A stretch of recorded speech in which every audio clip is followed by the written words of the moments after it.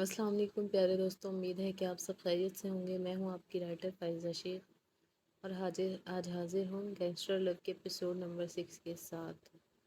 لگتا ہے آپ لوگوں کو ناول پسند نہیں آ رہا۔ اگر اس ایپیسوڈ پر رات 12 بجے تک 100 لائکس اور 1 کے ویوز نہیں مکمل ہوئے تو ہم یہی ناول سٹاپ کر دیں گے۔ یقین کریں یونیک آف روٹین سے ٹائم نکال کر میں لکھتی ہوں، آپ لوگ سپورٹ بھی نہیں کر سکتے۔ کائنڈلی میرے چینل کو لائک اینڈ سبسکرائب لازمی کریں تاکہ آپ لوگوں کو نیو آنے والی ویڈیوز کی نوٹیفیکیشن ملتی رہے۔ شاہانی گروپ آف انڈسٹریز میں آج سب کی دوڑیں لگی ہوئی تھی۔ سب لوگ اپنا کام پرفیکٹ کرنے کی کوشش کر رہے تھے۔ کسی کا بھی سکندر شاہانی سے اپنی عزت افزائی کرنے کا کوئی موڈ نہیں تھا۔ وہ سب اپنے کھڑوس باس سے خوفزدہ تھے کہ تبھی پیون نے بھاگ کر آتے سب کو الرٹ رہنے کا کہتے سکندر شاہانی کے آنے کی اطلاع دی تھی۔ نینا جو پرسوں ہی یہاں اپوائنٹ ہوئی تھی یوں بھگدڑ مچی دیکھ پریشان سی ہوئی۔ نینا ایک یتیم لڑکی تھی جس کی زندگی ایک یتیم خانے میں گزری تھی۔ متناسب سراپا، سانولی رنگت، باریک کٹاؤ دار لب، تھوڑی پر پڑتا ڈمپل، سادہ سا نفیس لباس، اچھے سے اسکارف میں خود کو کور کیے وہ بہت باوقار لگ رہی تھی۔ نینا نے یتیم خانے میں ہی اپنی تعلیم مکمل کی اور آن لائن ایگزامز کی بنا پر ڈگری حاصل کی۔ اس کا کوئی تجربہ تو نہیں تھا مگر جینے کے لیے اسے جاب کی سخت ضرورت تھی۔ سکندر کل آفس نہیں آیا تھا اسی لیے وہ سکندر شاہانی کو دیکھ نہیں پائی تھی، مگر آج سارے اسٹاف کا رویہ اسے بھی ڈرا رہا تھا۔ نینا نے سر اٹھا کر چور نظروں سے آفس روم کی طرف دیکھا جہاں کوئی موجود نہ تھا۔ اس کی حالت پتلی ہو رہی تھی، یہی سوچ کر نہ جانے کیسا خراٹ باس ہو۔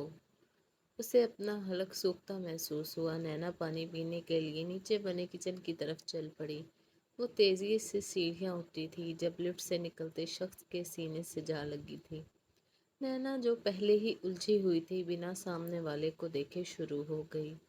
اللہ اللہ بھائی صاحب کیا ہو گیا ہے؟ خوبصورت لڑکی دیکھی نہیں کہ ٹکرا گئے؟ کوئی شرم ہوتی ہے، کوئی حیا ہوتی ہے؟ ارے وہ مرتسم والی بے حیا نہیں، اصلی والی حیا۔ آپ شکل سے تو اچھے گھر کے لگ رہے ہیں، بولے کیوں ٹکرایا آپ مجھ سے؟ نینا جب بولی تو بولتی چلی گئی۔ اس نے سر سے پیر تک اس ودیسی نمونے کو تاڑا تھا جو بلیک ٹیکسیڈو، ہاتھ میں پہنی مہنگی گھڑی، بالوں کو جل سے سیٹ کے سپاٹ تاثرات لیے اسے ہی دیکھ رہا تھا۔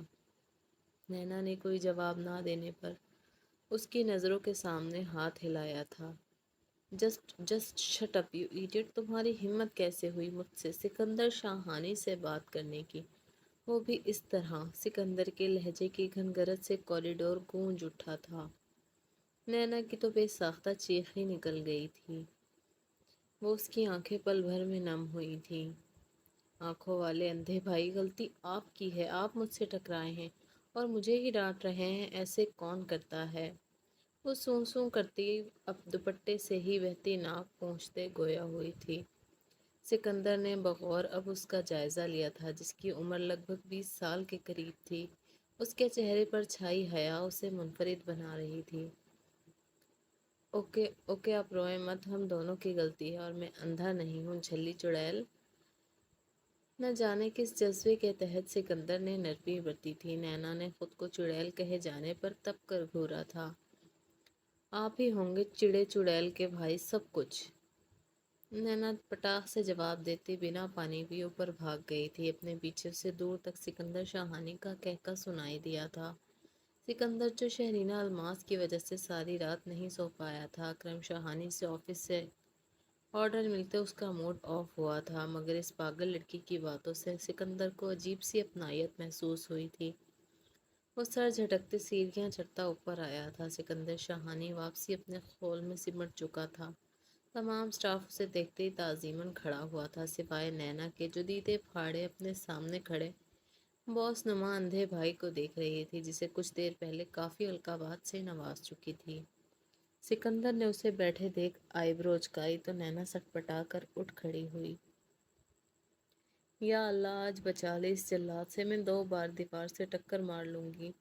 میری تو ابھی جاب بھی پکی نہیں ہوئی اور ان کے ارادے تو باہر پھینکوانے کے لگ رہے ہیں۔ نینا دل میں اللہ سے دعا گو تھی۔ اسے دوسرا دھچکا تب لگا جب سکندر بنا اسے کچھ کہے اپنے ماسٹر کیبن کی طرف بڑھ گیا۔ نینا کرسی پر ڈھہ سی گئی۔ خود کو اتنی زبان چلانے پر اس نے جی بھر کے ملامت کی تھی۔ مگر اب کیا ہو سکتا تھا جب نینا چگ گئی کھیت۔ المیر کی صبح آنکھ فجر کے وقت کھولی۔ جو اس کا معمول تھا وہ فجر کی نماز پڑھنے کے بعد جاگنگ پر جاتا اور پھر ناشتہ کر کے اسٹڈی روم میں بند ہو جاتا۔ آج اس کا بہت اہم اجلاس تھا جس کے لیے اس کا وقت پر پہنچنا بے حد ضروری تھا، مگر یہ کیا، وہ تو اٹھ ہی نہیں پا رہا تھا۔ المیر نے سرخ نیند سے ڈوروں بھری سنہری آنکھیں خود پر موجود بھاری شے پر ٹکائی تھی۔ اس کے لب ہلکی سی مسکراہٹ میں ڈھلے تھے، وہ جو ساری رات اس کے اور اپنے درمیان پابندیاں لگا کر سوئی تھی۔ بکھرے بالوں کے ساتھ مکمل طور پر المیر کیانی کی گردن میں چہرہ چھپائے نیند کے مزے لوٹ رہی تھی۔ المیر کو رشک آیا اس کی نیند پر۔ اگر یالے المیر اسے ہوش میں اپنے اتنے قریب دیکھ لیتی تو کب کا بے ہوش ہو جاتی۔ المیر نے اسے خود سے دور کرتے تکیے پر لٹایا تھا۔ بے ساختہ اس کی نگاہوں میں یالے کے لمبے سیاہ بال دیکھتے خیرہ کن چمک ابھری تھی۔ المیر یالے کے دائیں بائیں ہاتھ رکھتے اس کے بالوں پر لب رکھتا ان کی مسحور کن خوشبو محسوس کرنے لگا جو اس کی سانسوں میں اترتی تازگی کا نیا احساس بھر گئی۔ آپ تو مجسم حسن ہیں، کہاں تک ہم دامن بچا پائیں گے؟ کافی مشکل لگ رہا ہے خود کو نئے سرے سے آپ سے جوڑنا۔ اب کی بار ہم جی نہیں پائیں گے یالے المیر، سمیٹ لیں ہمیں اس سے پہلے زندگی ہار جائیں۔ المیر اس کی گردن میں بوسے دیتا اپنی دہکتی سانسوں سے نہ جانے کون سا اقرار سونپ رہا تھا۔ المیر کے شدت بھرے بوسوں پر یالے نیند میں بھی بری طرح کسمسائی تھی اور گردن پر ہاتھ لگاتے کسی نادیدہ چیز کو خود سے دور کیا تھا۔ المیر نے اس کا ہاتھ اپنے چہرے پر دیکھتے وہاں بھی نرمی سے بوسہ دیا تھا۔ یالے کو لگا جیسے اس کا وجود کسی کی دہکتی سانسوں میں سانس لے رہا ہے۔ سانسیں رکتی حواس بھی بحال کر گئیں۔ وہ جھٹ سے آنکھیں کھولے سامنے دیکھنے لگی جہاں المیر کیانی مکمل اس پر جھکا شرٹ لیس سا اسے ہی دیکھ رہا تھا۔ لبوں پر گہری دل جلانے والی مسکراہٹ موجود تھی۔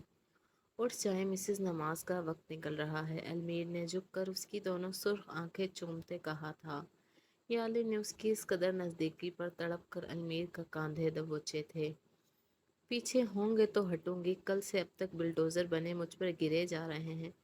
پتہ نہیں کون سی گھڑی تھی جب اللہ سے فریاد کی تھی کہ میرا شوہر رومانٹک ہو، مگر یہاں آپ تو میگنٹ بنے پھر رہے ہیں۔ یالے اسے دور کرتی جلے دل سے بولی تھی جس نے کل سے اب تک اس کی جان ہلکان کیے رکھی تھی